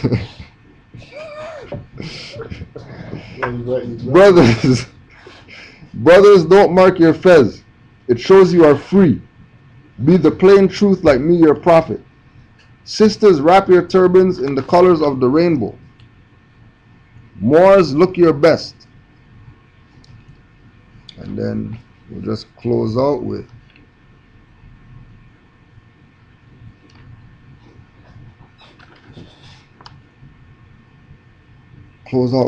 holy instructions to the Moorish. Let all old business stay as it is, and all new business do it in your free national name. Let your good deeds outnumber your bad deeds. That way, when you pass away, you won't have anything to worry about. My good Moors are going to live. We the Moors have the blood of every nation flowing through our veins, thereby bringing about a cross spirit. The Italians have our blood mixed in their veins. That is why they are so mean. I didn't tell anyone where I was born or who my parents were, because I didn't want them to make a shrine out of the place or make over my parents like was done with Joseph and Mary. We the Moors are a hard-headed, stiff-necked, mean set of people that have never done anything except at the point of the sword. You tore up everything that was brought to you, but I brought you something that you can't tear up. It will tear you up. The same truth that will draw you will drive you. I brought you something that you can shout about. Children, you are just plain rich. It will take you 50 years to find out what I brought you, and if you are not careful, 50 years after I'm gone, you wouldn't know that I have been here. Children, one day you are going to love me. The biggest fool is an educated fool. Don't even carry a pocket knife. If it were not for that little piece of red flannel, you would not get into so much trouble. The only thing that hurts a duck is his bill. A good Moorish leader must study his holy Quran and divine constitution and bylaws. The holy prophet pointed his finger and said, "My sheep know the sound of my voice. A stranger will not follow. I have come just before the fire. When the fire comes, I will be your water, and if you don't get behind me, you will not make it through. I am going to let the fire touch some of you old Moor shirt tails. I am going to let the fire scorch some of my good Moors. One day, you are going to look for a good Moor and won't be able to find them. Stay out of the alley with your turbans and fezzes on. Carry your fez to the temple. The only thing that would surprise me is if a Moor would do right.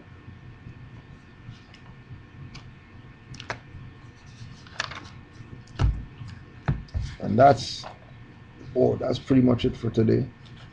And we just want to put one more thing on the record before we close out.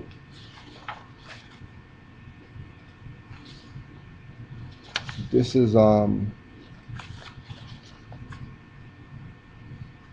when you go to RV Bay Publications and you check the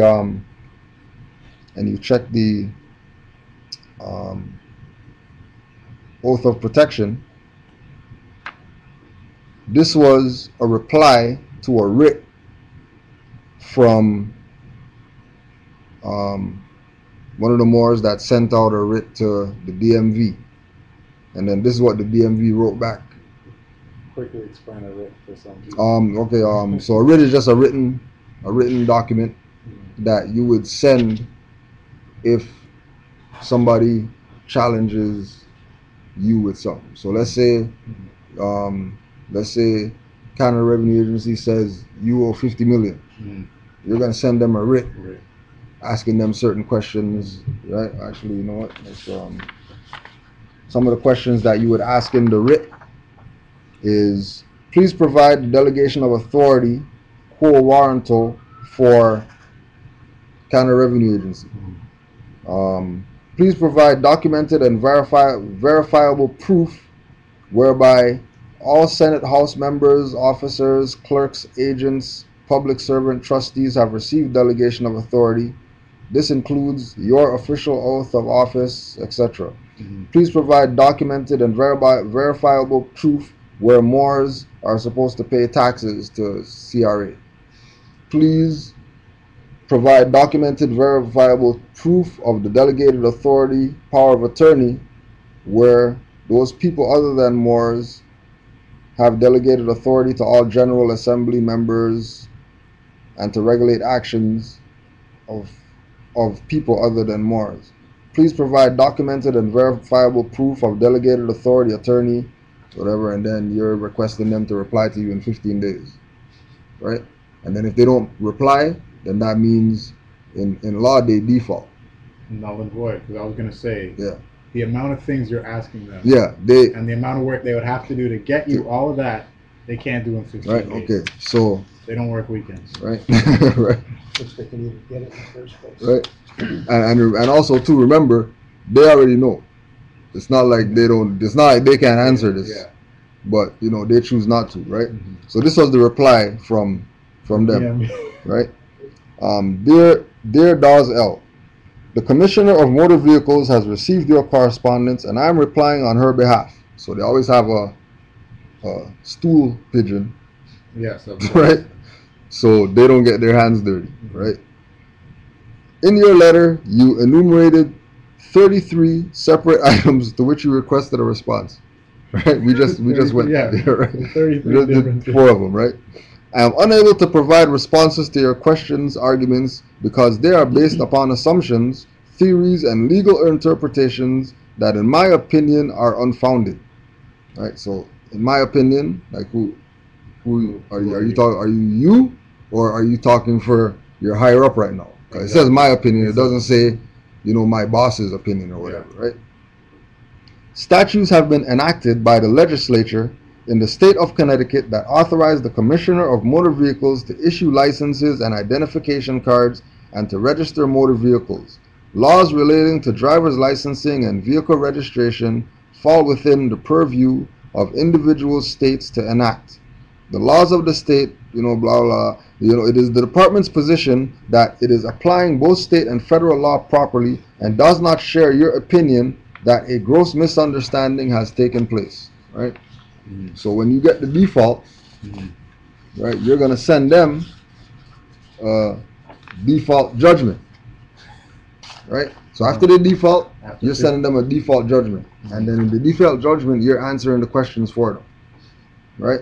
So, right, so this was his reply after they sent the thing now, right? So now this, right? So Re-questionnaire for motor vehicle process. In an effort to comprehend the motor vehicle process, I am addressing the below questions to you as commission, as I have asked several agents in the motor vehicle office and they have confessed to not having the answer. So, you know, like you put it to them, answer these questions. And they can't even. They can't answer it. So now you're basically implying, well, since you can't answer the questions, Yeah. you know, like, you know, I went and did my own research and I actually found answers to the questions that I told you to answer, that you can't answer. can't So even let me assist you Yes. in answering the questions that you couldn't answer, right? In reviewing the organic United States Republic Constitution and the organic Connecticut Constitution, I do not find any authorization for the existence of a motor vehicles process as applicable to the people and their personal property. Can you please provide a law that authorizes the existence of a motor vehicle process? So that's like us asking, could you please show me where in the Constitution of Canada it says that there's a Ministry of Transportation that's supposed to take care of driving licenses and whatever. And right? enforce whatever. Yeah, because you know, if the Constitution of Canada is the law of Canada, then you know you guys should be in there. Yeah. Right? Yeah. Just show me that. You know, even though I pulled it up, it's right here. I already have it. I already checked. Nothing's not in there. Right? Well, I just want you to show me. Right? In reviewing the federal motor vehicle codes, it appears as though the state motor vehicle process is in fact a federal program. Please provide the law and authorized a federal program to operate within the state outside the venue of intrastate commerce. In viewing the federal motor vehicle program, it stated that a motor vehicle program applies to commercial activity, and the requirement for a driver's license is also a commercial activity for chauffeurs and persons engaging in commerce using their automobile as a motor vehicle. In fact, this is affirmed by former Secretary of State Janet Reno in the following regarding DMV. The activity licensed by the state DMVs and in connection with which individuals must submit personal information to the DMV, the operation of motor vehicles is itself integral and related to interstate commerce. Travel is not a privilege requiring licensing, vehicle registration, or forced insurances. Travel is not a privilege. It's not a privilege. So you are free to travel wherever you want to go now, without vehicle registration, without insurance, without licensing. Janet Reno said this. This is Supreme Court cases, Chicago Coach Company versus City of Chicago. So this is stare decisis. This is rules that were laid down by a judge. So nobody can't come and say, oh no, you guys can't do that or whatever, right? What else is up in here?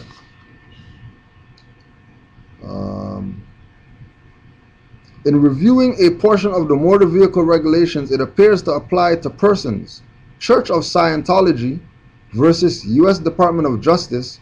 The word person in legal terminology is perceived as a general word which normally includes in its scope a variety of entities other than human beings. So person doesn't only so when mean you say a person, you're not only talking about individual. No. You're talking about corporations. A truck could be a person. It sounds more like per one. Right? Yeah. Per one, like every almost one individual. A corporation could be a person. Exactly. So one corporation is this, one corporation, one that. Right. Per Penhallow versus Doan's Administrators defines government succinctly. Governments are corporations. Therefore, the state of Connecticut or state of Ontario or city of Toronto or whatever, and the Department of Motor Vehicle or Ministry of Transportation or whatever is a corporation. With the above in mind, once a fee is requested, you are no longer operating as a government entity. Government don't charge you. Right? Instead, you are operating as a private for-profit corporation. Why doesn't the Department of Motor Vehicles Corporation provide for settlement and closure? If the personal property of a human being is considered a gift into the trust, why does a human being have to pay a fee? How can the Motor Vehicle Corporation be the trustee and also the corporate entity imposing charges to register, obtain a license, and insurance from trustees? If the personal property is the human being, they are the beneficiary. In reviewing the certificate of registration, it states what the fee for registration is. Per Black's Law Dictionary, 4th edition, the true meaning of the word fee is the same as feud. It also in Black's Law Dictionary, feud refers to feudal law and or feudal systems, which is opposite of allodial. In all transactions where an item is purchased, a bill of sale and or receipt is proof of ownership. However, in speaking with your agent, I was told that the only proof of ownership is a certificate of title. In researching the word title per Black's Law Dictionary 4th edition, a title in real property may be defined generally to the evidence of right which his person has to the possession of property. The word title certainly does not merely signify the right which a person has to the possession of property, because there are many instances in which a person may have the right to possess of property and at the same time have no title to do the same. It is ordinary legal acceptation, however, it generally seems to imply a right to possess also. And then there's like another, 5, 6 of them or whatever. So, in closing, I would like to point out that I believe a gross misunderstanding has taken place. In fact, I believe that over the years it appears as though the requirements for commercial activity was inadvertently applied to human beings and their private property.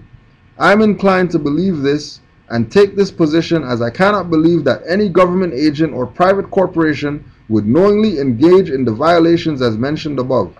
I look forward most anxiously to your response, clarifications, corrections, and or agreements of any of the above findings. Pursuant to Regulation Z, I trust that 3 days ought to be enough to review and respond. If at the end of the said 3 days no response is received, your silence will be a tacit. I submit this questionnaire in good faith, honor, without any ill will or intent. I simply look to you for clarity for what appears to be a simple misunderstanding. And then you send it certified mail, registered mail, or whatever. So they have to sign for it. Once they sign for it, I didn't get the mail. It didn't get the mail. It didn't get lost. Right. In the United States, ownership from a vehicle is called certification of title. Right. So that's right. It's called certification of title. But if your title is allodial, right, that trumps their certificate. But it comes back to the same thing, that you could only be national to have a allodial title. You can't be a person and say that you have a allodial title, because you just defeated your own argument. Yeah. It doesn't work like that. And then also too, when we say in the United States, we also mean Canada, because Canada's part property of the United States. Yeah. Right. So Islam Wars, we got 3 people left. I guess everybody, everybody has stuff to do. Okay. But that's that. Don't forget this Sunday, Brother Fontes. If you haven't yet, make sure you go check out More versus Police on YouTube. Right. And when you check out More versus Police on YouTube, we're going to be doing a Skype lecture with that brother who engaged the police. Yeah, who engaged the police, right, or the public servants. Right. The policy officers. The policy enforcers, the code breakers, right. And that should be interesting. 4 o'clock, and it's going to be at 1704 Eglinton Avenue West. Once again, today we used Stellar Theology and Masonic Astronomy by Robert Hewitt Brown.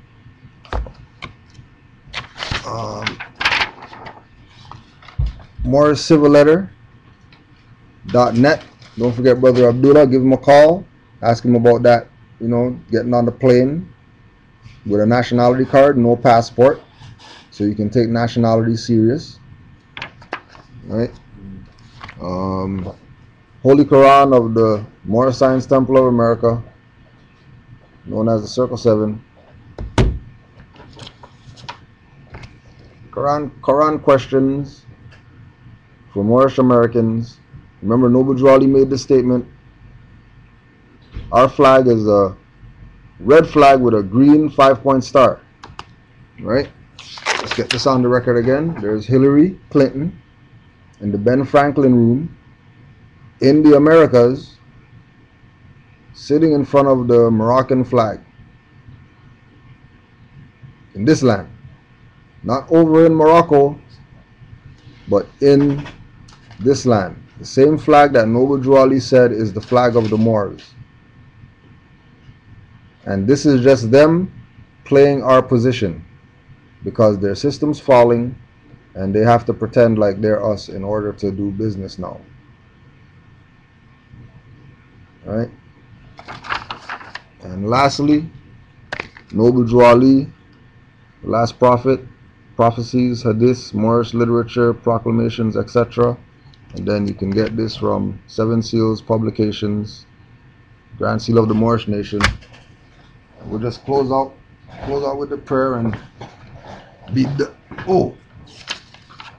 and then quickly just don't forget to go visit yafabay.com. We just got some definitions quickly.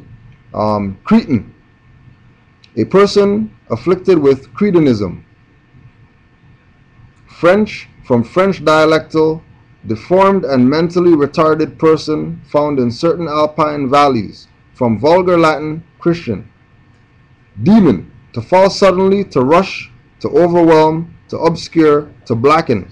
Whence misfortune, blackness, evil, a monster. Devil. All right, fam. Yeah, no problem, fam. Thank you, man. Devil, to calumniate. Calumniate means to accuse or charge one falsely and knowingly with some crime, to slander or injure the reputation of another, one without light.